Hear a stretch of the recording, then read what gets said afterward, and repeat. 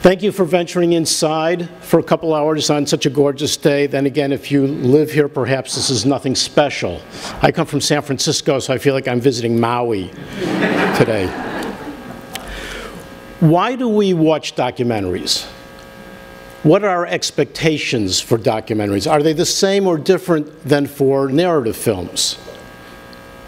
I would submit they're certainly different. We expect maybe to be entertained by Hollywood films or even European or Asian narrative films, and perhaps to be exposed to the sensibility of an artist. But for documentaries, we expect something of greater weight, shall we say, of greater social utility.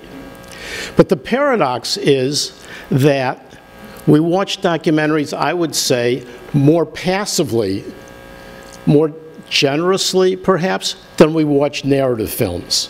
So when you watch a narrative film, you're very aware of how your sympathies are being guided, who you should root for, who you should trust, how your emotions are being played with, how information is being revealed or withheld, if the exposition is clumsy or if it's elegant, shall we say, how you're pulled in, okay, how it's photographed, how the music is working, all those things when you're watching a narrative film, even when you're caught up in, you have some awareness of that.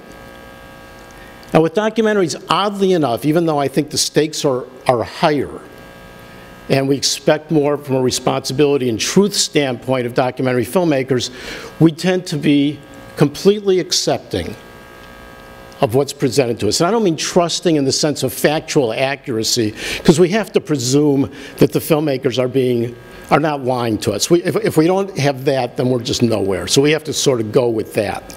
But certainly the way the information is presented, what's omitted, how our sympathies are modulated, is all in the filmmaking, okay? Now, if we don't even need to have more than a 30-second conversation about the nature of truth. Okay, we can agree pretty quickly there's no absolute truth. And you might even say, well, you're telling me obvious things. Documentaries are a point of view, are a view of events. But do we actually sit there and question, and even if we don't know anything about the subject, do we actually sit there and say, how is this section being edited in such a way to lead me to a conclusion?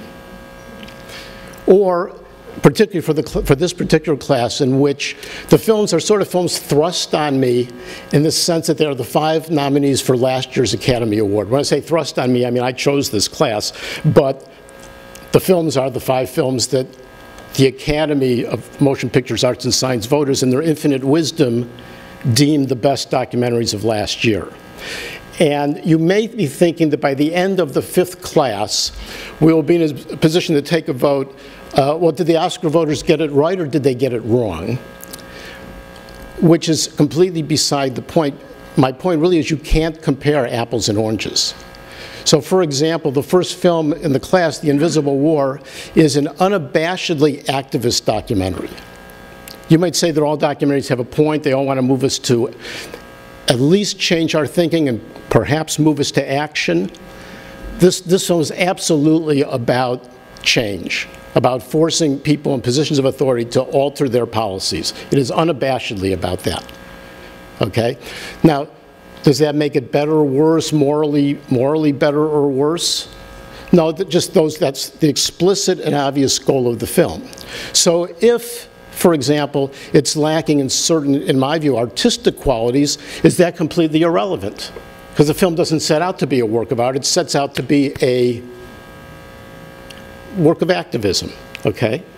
So how do we compare that film to a film like How to Survive a Plague, which is a historical documentary about the response to the AIDS epidemic among ACT UP, radical protesters and people who got involved in terms of pharmaceuticals and accelerating acceptance of various drugs. So that's a historical documentary in the sense that the events are pretty well played out. Everything's happened in the past. Now, I would argue that any film is really trying to impact the present, is trying to affect the world we live in. You can't change the past. However, it has a different set of goals, yes?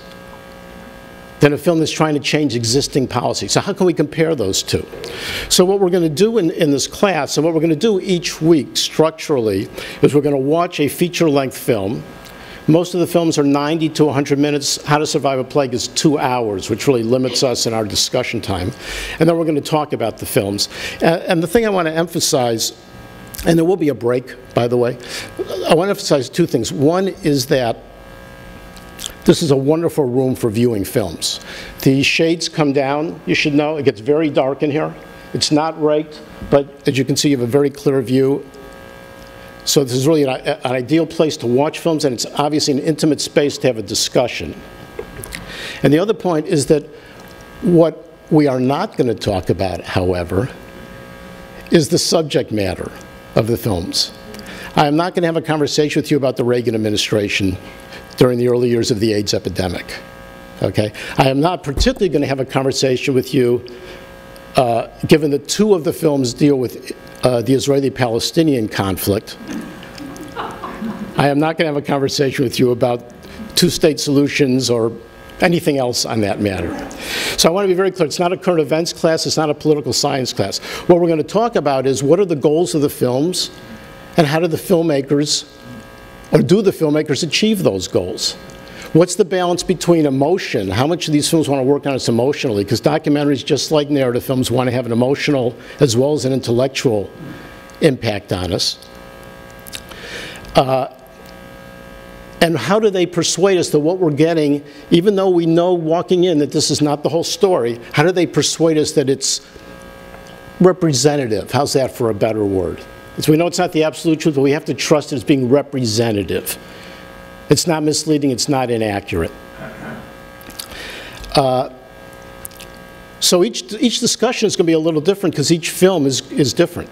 You really can't compare the 5. And I'll say one last thing, which is the 5th film, the film we're going to look at last, which won the Academy Award last year, Searching for Sugar Man. How many of you saw Searching for Sugar Man? Well, come the last week anyhow.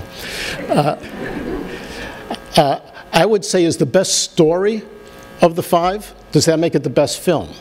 Does that make it the best documentary?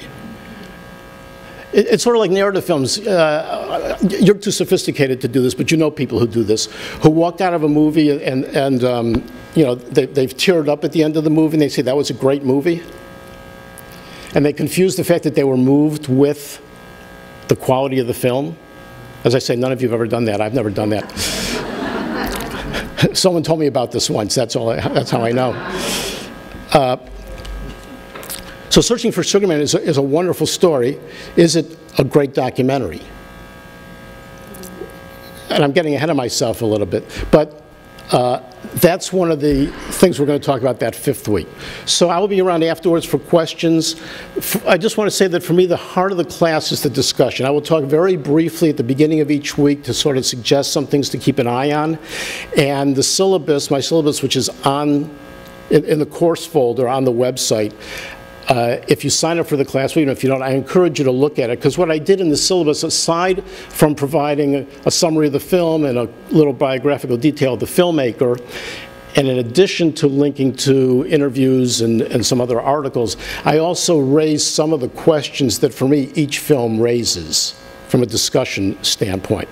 So I encourage you to look at that. Again, if you're just thinking about taking the class, and certainly if you do sign up to take the class, by all means, please look at the syllabus